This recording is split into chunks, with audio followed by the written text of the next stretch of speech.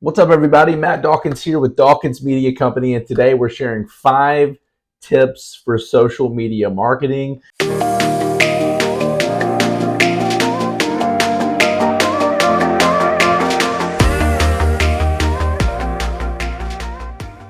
Today, these are coming from Boston University. I thought this was fascinating. If you don't know this about me, I'm a curator at heart. That's why I kind of love the opportunity to work with businesses, with practices, chiropractors, fitness entities, health-minded organizations all over the country, because I get to curate. I get to go and I get to grab stories and learn and be educated, and then take that and pay it forward and share as I'm helping chiropractors and business owners grow their influence on social media. That's what we do. So today we're curating, we're pulling 5 tips from Boston University, and just want to say this out the gate, because we've been answering a lot of questions lately, and there's still a sizable population of business owners out there that aren't sure whether or not their business or their practice should be on social media. Short answer, yes, you should be on social media. I would encourage you to try to find the time to do it yourself, because I've seen how meaningful it can be when it feels that personal. As a business, we do everything we can to personalize the social that goes out for you. We don't use canned or stock images. We use your stuff. We use your stories, your patients, your clients, your success in your language to put out there to represent you. And it's working. It's working across the board. So should you be on social media?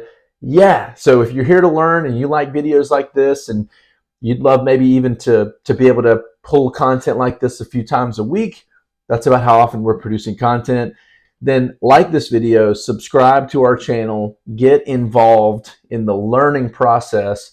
And they say knowledge is power. I say knowledge activated is power. So don't just learn, do. And you can do that through this channel. And I would enjoy the opportunity to get to work with you even this way. So top 5 coming from Boston University. Try to keep these videos about 10 minutes.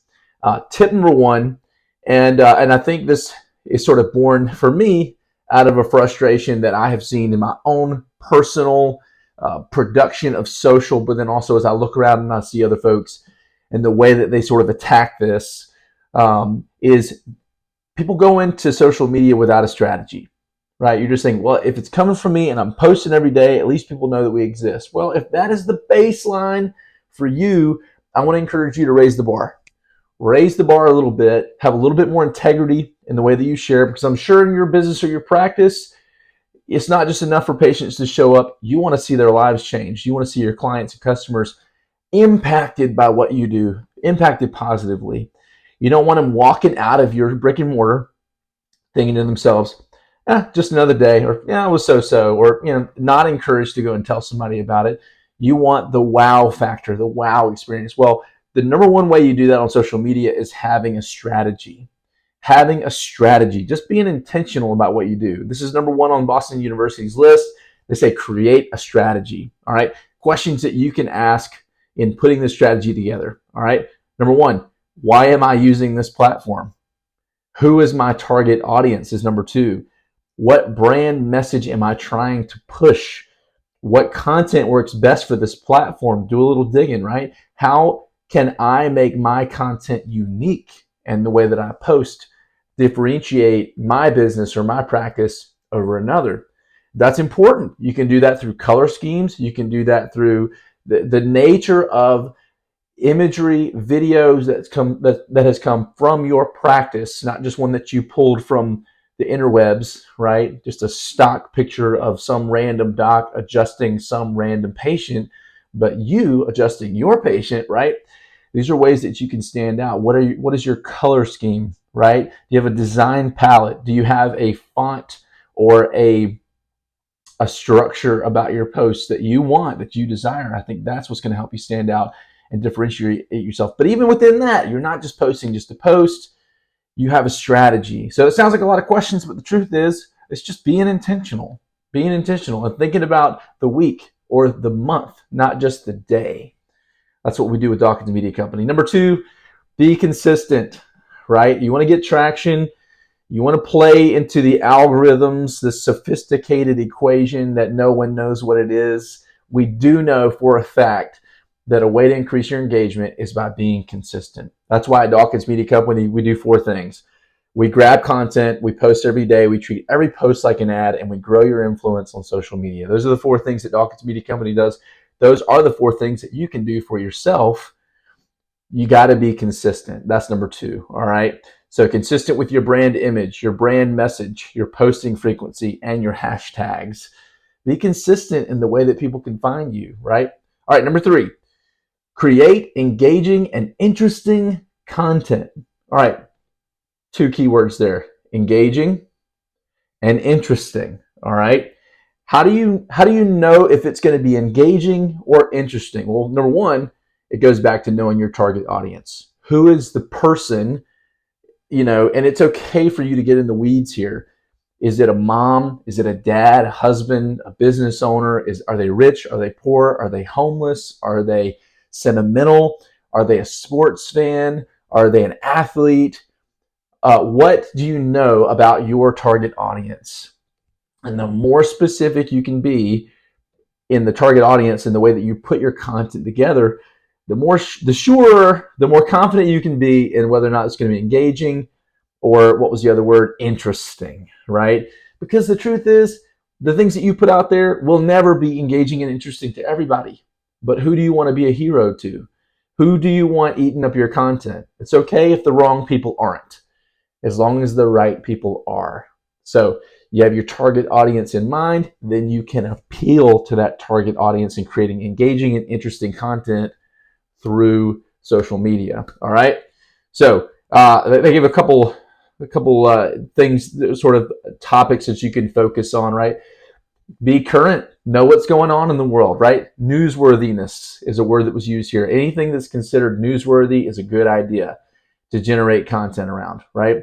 So if there's a popular trending thing happening in the news or in the media, or if you have a good story that you want to tell, stories are the number 1 overcomer of objections, the number 1 tool in your kit to sell, the number 1 tool in your kit to build a tribe is to tell a story of someone or something that happened inside of your business or your practice that brought about like we call it the cowbell. Like you get to ring the cowbell in the end. It was just a good story with a happy ending, right?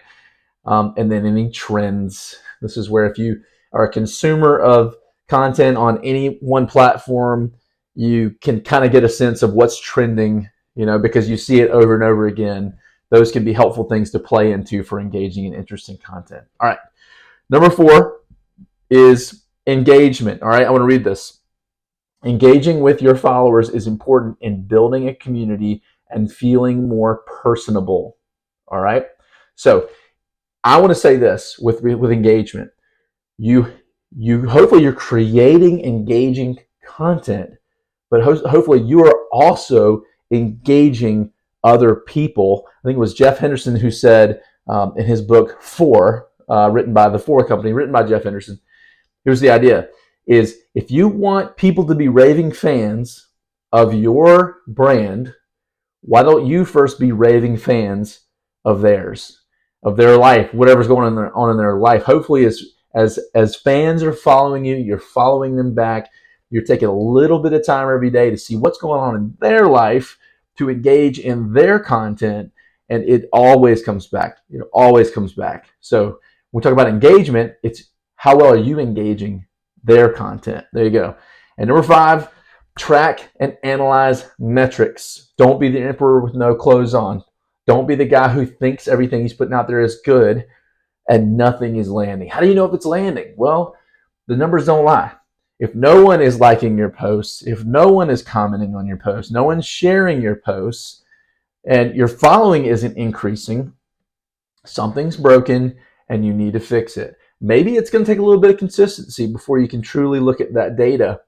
But I'm telling you right now, numbers don't lie. The numbers don't lie. You want to get engagement, same as I understand as I'm producing content here. I know that in time, consistency will prove much, but I'll still have numbers to track because I know the numbers don't lie. So Hopefully this is helpful for you. This is the top 5 social media marketing strategies and tactics from Boston University today.